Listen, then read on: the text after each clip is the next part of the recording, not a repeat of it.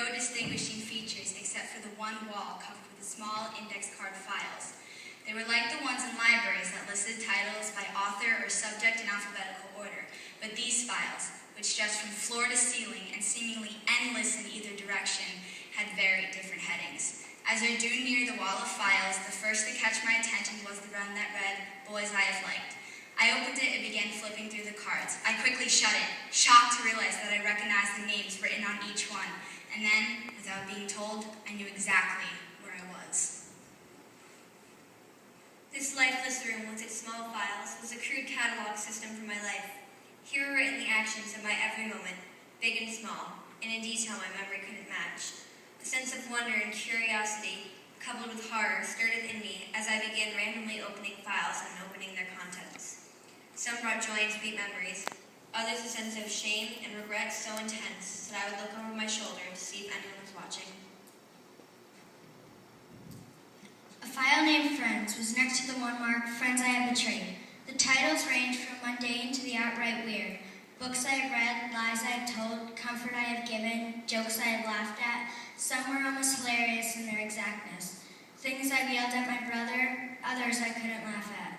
Things I've done in my anger, things I've muttered under my breath at my parents. I never ceased to be surprised by the contents.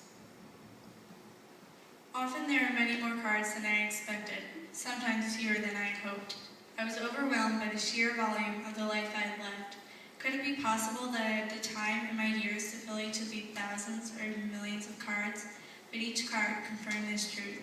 Each was written in my own handwriting, each signed with my own signature.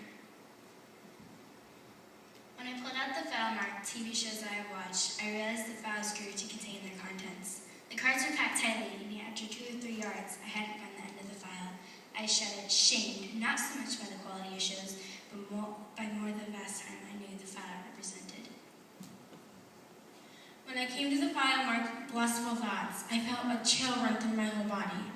I pulled the file out only an inch, not willing to test its size, and drew out a card. I shuddered at its detailed content. I felt sick to think that such a moment had been recorded. An almost animal rage broke on me. One thought dominated my mind.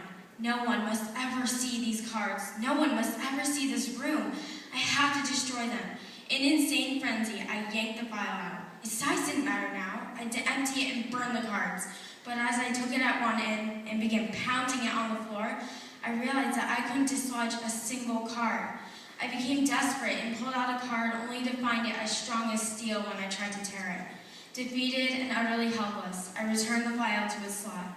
Leaning my forehead against the wall, I let out a long, self-pity sigh. And then I saw it. The title bore People I Have Shared the Gospel With. The handle was brighter than those around it, newer, almost unused. I pulled on its handle, and a box smaller than 3 inches fell into my hands. I could count the cards it contained on one hand. And then the tears came. I began to weep, sobs so deep that they hurt. They started at my stomach and they shook through me. I fell on my knees and I cried. I cried out of shame, the overwhelming shame of it all. The rows of file shelves swirled in my tear-filled eyes. No one must ever, ever know of this room. I must lock it up and hide the key. But then, as I pushed away the tears, I saw him. No, please, not him, not here. Oh, anyone but Jesus. I watched helplessly as he began to read the files and the cards. I could not bear to watch his response, and at the moments that I could bring myself to look at his face, I saw a sorrow deeper than my own. He seemed to intuitively go to the worst boxes. Why did he have to read every one? Finally, he turned and looked at me from across the room. He looked at me with pity in his eyes, but this wasn't a pity that angered me. I dropped my head, covered my face with my hands, and began to cry again. He walked over and put his arm around me. He could have said so many things, but he didn't say a word. He just cried with me. Then he got up and walked back to the wall of files. Starting at one end of the room, he took out a file and one by one began to sign his name over mine on each card. "No!" I shouted, rushing to him. All I could find to say was, "No! No!"